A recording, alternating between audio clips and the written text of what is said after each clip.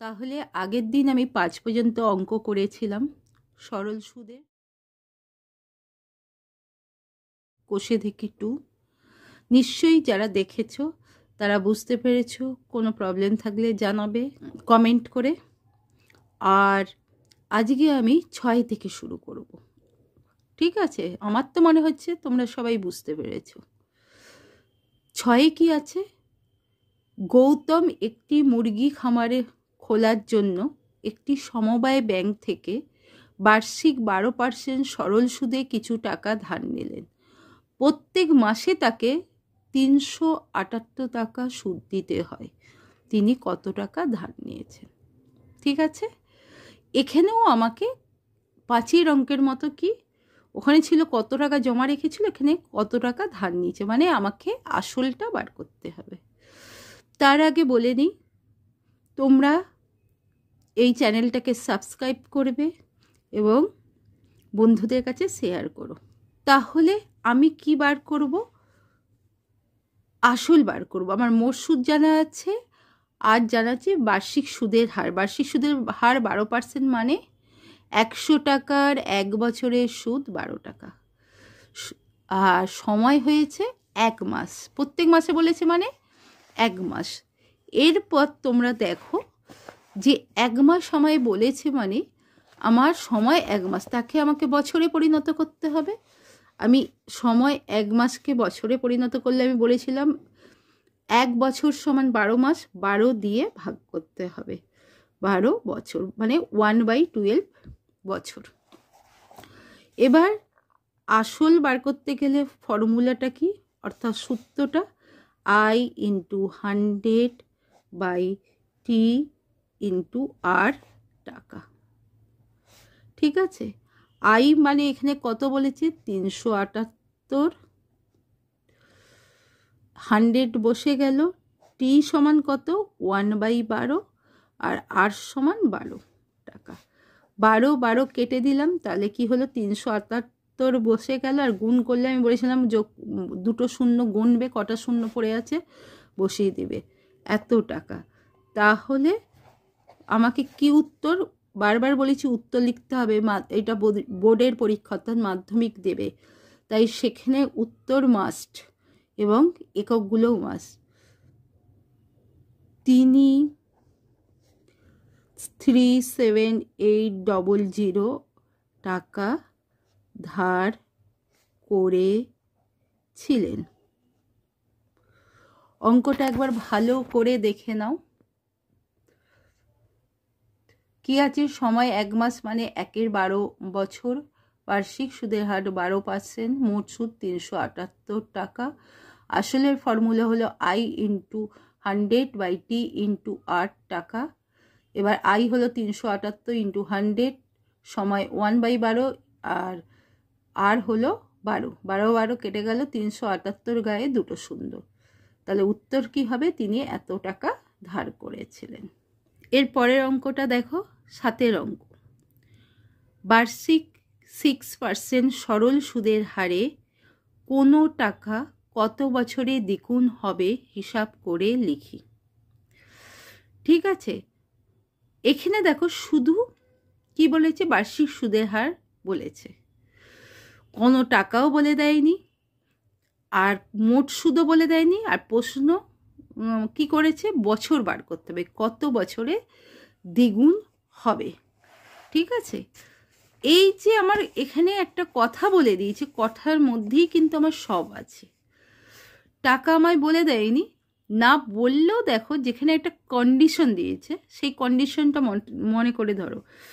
বার্ষিক সুদের হার আগে লিখে ফেলি, বলে দিয়েছে সুদের হার 6%। এবার হচ্ছে আসল কত আর মোট সুদ কত, বলেছে আসলের দ্বিগুণ হবে মোট সুদ, এইটাই হলো আমার কন্ডিশন। আমি যদি ধরি আসল সমান x টাকা, সে কত বছরে, বছরটা আমি জানি, যে বছরই হোক সেই বছরে কি করবে, আসল এবং সুদ নিয়ে 2x পাবে। বলছে আসলে কত টাকা, কত বছরে সে দ্বিগুণ পাবে, মানে একটা টাকা জমা দিচ্ছি ব্যাংকে, কত বছরে আমি দ্বিগুণ পাবো 6% হারে। তাহলে আমার কি জানতে পারবো, আমার এখানে আসল এক্স ধরেছি মানে আমি যখন পাবো ব্যাংক থেকে সেইটা 2x হবে। তাহলে এক্স টাকা জমা দিয়ে একটা সামহাউ সময়ে আমি 2x টাকা পাচ্ছি, অর্থাৎ তাহলে কি হচ্ছে, আসল তো x টাকা বেরিয়ে গেল, তাহলে মোট সুদ কত বেরোবে, তাহলে আমি মোট সুদ কত বেরোবে, আমার টোটাল আমি পাচ্ছি 2x টাকা, তার মধ্যে আমার x টাকা আসল ছিল, তাই তো, তাহলে আমি পাচ্ছি মোট সুদ x টাকা হয়ে গেল। তাহলে এ থেকে আমি আসল যেই ধরে নিলাম কন্ডিশন অনুযায়ী আমি মোট সুদও পেয়ে গেলাম। বা এবার তো আমি সময় বার করব, সময়ের সূত্র আমি শিখিয়েছি, সময় ইকুয়াল টু কি I into 100/P into R বছর, ঠিক আছে। কি ফর্মুলাটা, I into 100/P into R বছর। তাহলে I কি, I এখানে x, তারপর 100, P এখানে কত x, আর R হলো 6 বছর। x কাটলো, 6কে 2 দিয়ে কাটলাম 3, 100কে 2 দিয়ে কাটলাম 50, তাহলে 50/3, একে 50কে 3 দিয়ে একদম আমরা ছোটবেলায় যে ভাগ পদ্ধতি শিখেছি সেইভাবে ভাগ করব। তাহলে কি হবে, 3 ষোলো 48, ভাগফল হবে 16, ভাগ শেষ থাকবে যেটা উপরে লিখবো 2, আর 3টা নিচে বসে গেল যে এটা নিচে ছিল, এত বছর। তাহলে উত্তরটা কি হবে, 16+2=3 বছরে কোনো টাকা দ্বিগুণ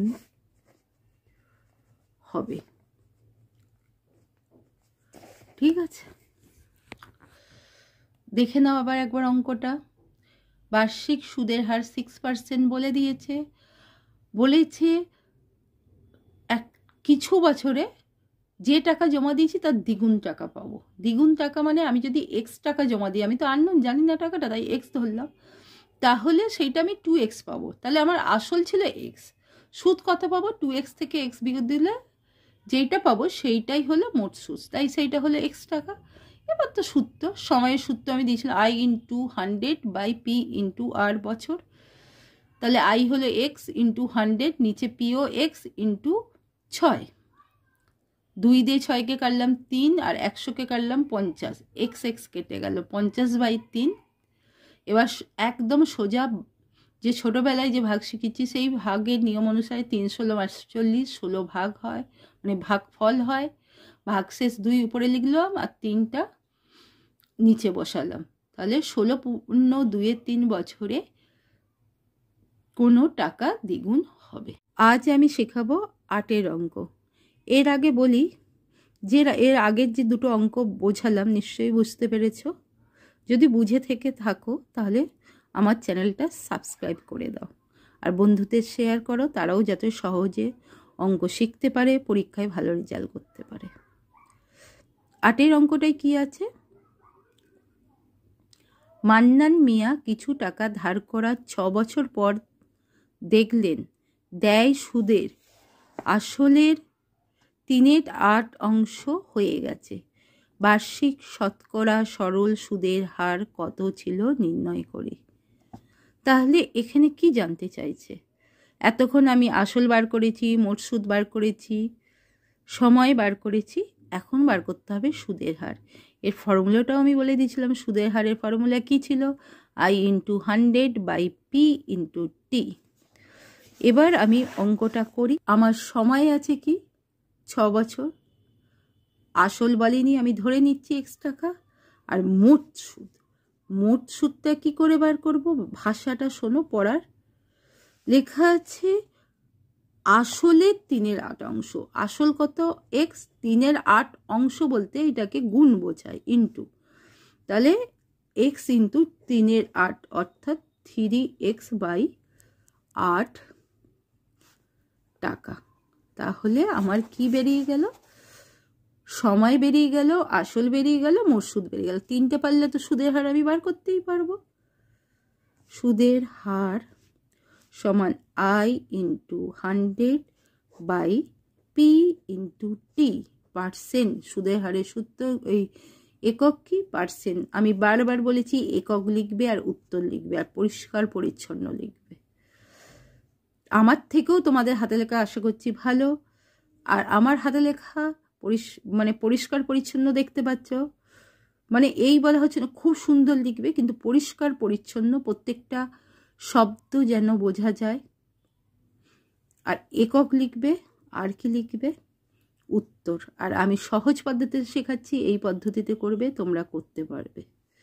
এবার মানগুলো বসিয়ে দিই। আই সমান কত 3x বাই 8, শুধু 3x বসাচ্ছি, 100 বসাই, নিচে 3x এর সোজাসুজি 8 বসিয়ে দিলাম, p এর মান x বসিয়ে দিলাম, আর t এর মান 6 বসিয়ে দিলাম। x x কেটে গেল, 3 দিয়ে 6 কাটলে 2, 8কে 2 দিয়ে 4 দিয়ে কাটলে 8, 4 দুগুণে 8, আর এইটা 25, তাহলে হলো 25/4%। ঠিক আছে, 25/4%। তাহলে উত্তর কি? সুদের হার 25/4%, অর্থাৎ ভাগ করবে সিম্পল, 4 6 24, 6 পূর্ণ 1 4%। আমি মনে হয় বোঝাতে পেরেছি। এরপর আমি 9এরটা শেখাবো। একটি কৃষি সমবায় সমিতি তার সদস্যদের বার্ষিক 4% সরল সুদের হারে কৃষি ঋণ দেয়, কিন্তু ব্যাংক থেকে টাকা ধার করলে বার্ষিক 7.4% হারে সরল সুদ দেয়। একজন কৃষক যদি ব্যাংক থেকে টাকা ধার না করে সমবায় সমিতিতে সদস্য হয়ে সমিতি থেকে 5,000 টাকা কৃষি ঋণ নেন, তবে তার বছরে সুদ বাবদ কত টাকা বাঁচবে হিসাব করে লিখি। এটা দুইভাবে হয়। আমি তো যেন সহজ সরল করাবো, সময়ে অপচয় করাবো না, কিন্তু আমি বলে দিই যেটা এমনি নর্মালি যেটা হয়, আগে লিখব সমিতি থেকে, বলে লিখব আসল সমান 5,000, বার্ষিক সুদের হার 4%, সময় 1 বছর, তারপর মোট সুদ PTR/100 করব, মানগুলো বসাবো, মোট সুদ বেরোবে। আর একটা লিখব ব্যাংক থেকে, বলে আসল 5,000, সময় 1 বছর, বার্ষিক সুদের হার 7.4%, আবার মোট সুদ বলে PTR/100, মানগুলো বসাবো, মোট সুদ বেরোবে। এরপর ব্যাংকের সুদ অবভিয়াসলি বেশি হবে, তা থেকে সমিতির সুদ বিয়োগ দিলেই আমার কত সাশ্রয় হবে বেঁচে যাবে, তাই তো? এইটাই নর্মালি করাই, কিন্তু আমি এইভাবে না করে আর একটু ছোট করে করব, তাতে কোনো অসুবিধা নেই, নম্বর কিচ্ছু কাটা যাবে না। কেমন? আসল সমান 5,000 টাকা, ঠিক আছে, সময় 1 বছর।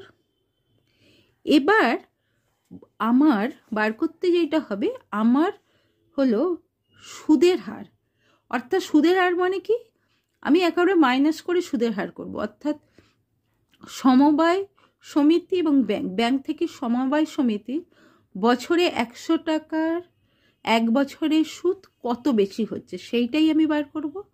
সেইটা বার করে ডাইরেক্ট করে দেবো, হয়ে যাবে সুদের হার ব্যাংকে কত 7.4 মাইনাস সমবায়েতে 4, এইটা হচ্ছে এইটা যে মাইনাস হচ্ছে, এইটা কি হচ্ছে, এইটা বিয়োগ করলে আমার কত হচ্ছে 3.4। এই 3.4%টা হচ্ছে 100 টাকার 1 বছরের কি বলবো অপচয় নয়, অর্থাৎ 100 টাকার 1 বছরে 100 টাকার 3.4 টাকা বাঁচছে সেই ব্যক্তির। তাহলে সেই ব্যক্তি যদি 1 বছরে 100 টাকায় 3.4 টাকা বাঁচে, তাহলে 5,000 টাকার কত বাঁচবে? ইজিলি হয়ে গেল। এবার মোট সুদ PTR/100 টাকা, P কত?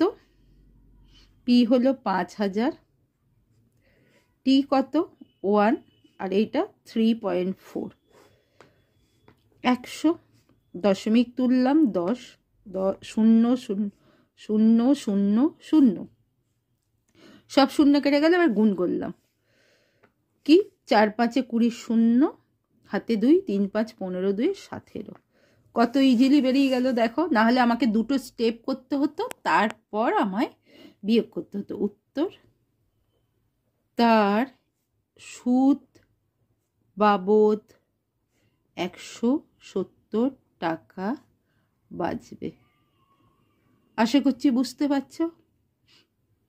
এর পরের অঙ্কে যাচ্ছি, 10-এর অঙ্কটা।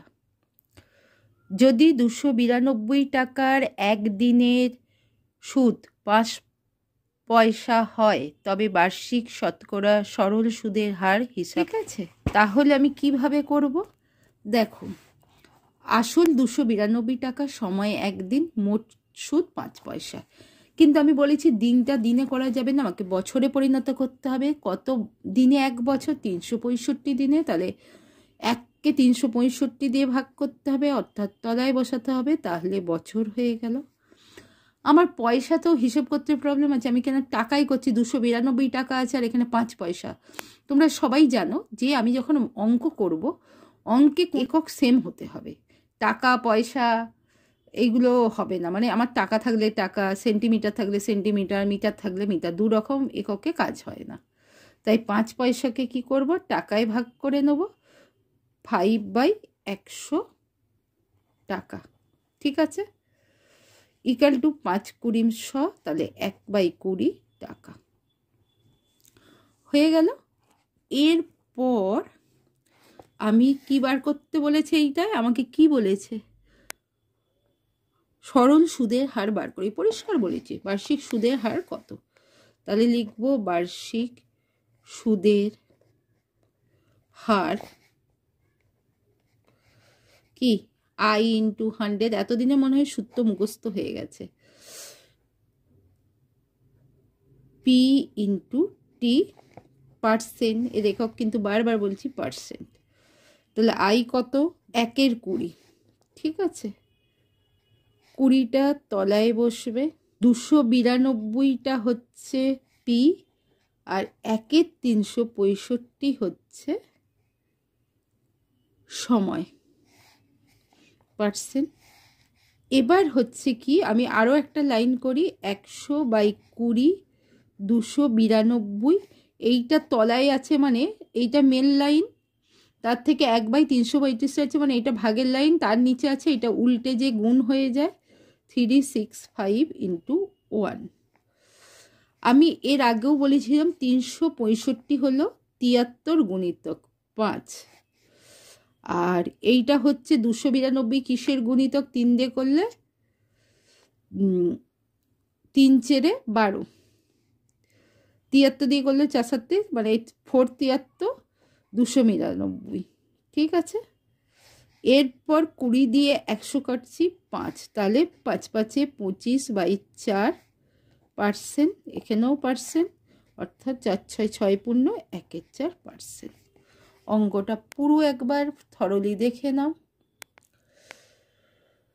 আসল সমান 292 টাকা, সময় 1 দিন, সমান 1/এর 365 বছর, কারণ 365 দিনে 1 বছর হয়।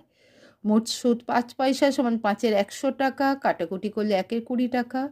বার্ষিক সুদের হার I × 100/P × T, percent, equal to 1/20, ওইটা ইন্টু 100/292 × 1/365। 365টা উপরে চলে গেল, করে গেলে কাট অফ করে কত হচ্ছে 25/4, তাহলে সেটা হচ্ছে 6 পূর্ণ 1/4%। উত্তরটা কি হবে? বার্ষিক সুদের হার 6/14%। আশা করি বুঝতে পেরেছ। বুঝতে পারলে বন্ধুদেরও জানাও, আর চ্যানেলটাকে সাবস্ক্রাইব করো। আমি যে অঙ্কটা করাচ্ছি 11 অঙ্ক, আমি বলেইছিলাম সব অঙ্কগুলো আমি ধরে ধরে করাবো। তোমার কোনো টিউশনেরই দরকার হবে না। যাদের এরকম অবস্থা যে টিউশন যেতে পারছো না, তাদের কাছে যদি এই ফোনটা থেকে থাকে, কোনো রকম একটু নেট পাও, তাহলে কিন্তু এখানেই সব শিখে যাবে। প্রত্যেকটা অঙ্ক আমি করে দিচ্ছি। 11 অঙ্ক দেখো, বার্ষিক 8% হার সরল সুদে কত বছরে 600 টাকা সুদ 168 টাকা হবে হিসাব করে লিখি। তাহলে এখানে কি বার করতে বলেছে? কত বছরে, অর্থাৎ দেখো আসল বলে দিয়েছে 600 টাকা, বার্ষিক সুদের হার 8%, মোট সুদ বলে দিয়েছে 168। কি বার করতে হবে? সময়। সময় equal to I × 100 by P × R বছর। সময়ের একক কি? বছর। এরপর আমার কি মানগুলো আমি বসিয়ে দিচ্ছি। আসল 600 ঠিক আছে, I সমান কত?